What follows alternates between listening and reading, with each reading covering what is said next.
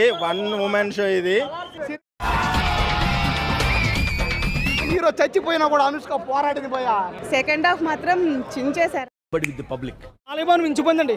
ఒక mass hero cinema చూస్తున్నట్టు అనిపిస్తుంది. సెకండ్ హాఫ్ అయితే మాత్రం షేక్ షేక్ షేక్ ఆడిస్తాను రా.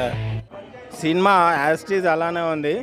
ఇంటర్వెల్ బ్యాంక్ పని అయిపోయింది అనుకున్నారా? సినిమా వన్ మ్యాన్ షో అంటారు కదా మనం సినిమా చూసిన తర్వాత. ఇది వన్ ఉమెన్ షో. ఇదేంటైతే అరే నీ అబ్బా ఓన్లీ యాక్షన్లే. స్వీట్ యాక్షన్ సీన్ సావగొట్టే. పని అయిపోయింది అనుకున్నారా?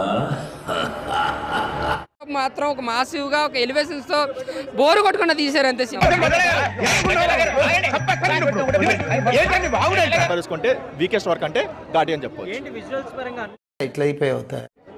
ఘాటీస్ అంటే గంజా సప్లై చేసే వాళ్ళని చెప్పేసి இது என்னன்னா நம்ம పవన్ కళ్యాణ్ ఎన్టీఆర్ எல்லாம் అడిగారు.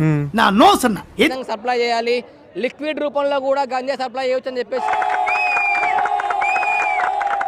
ఆ గాడ్స్ అన్ని బాగున్నాయి, బాగా చూపించారు. కొన్ని కెమెరా యాంగిల్ చాలా బాగున్నాయి. బట్ సూపర్ అయ్యా.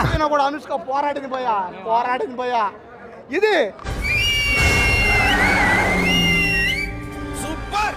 ఒక ఆడపిల్ల అనుష్కని ఇన్స్పిరేషన్ గా తీసుకోండి. అనుష్క డైలాగ్ మారా మావా అద్దరు కొట్టి ఇన్స్పిరేషన్ గా తీసుకోండి. అనుష్క పోరాటాలు చేయండి. వాళ్ళకు కూడా మన వాళ్ళు తీసిపోరు.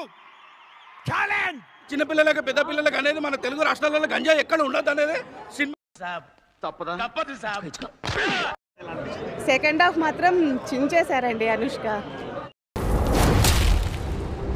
పోలీస్ ఆఫీసర్ క్యారెక్టర్ ఇచ్చారు, అమేజింగ్ ఉంటుంది.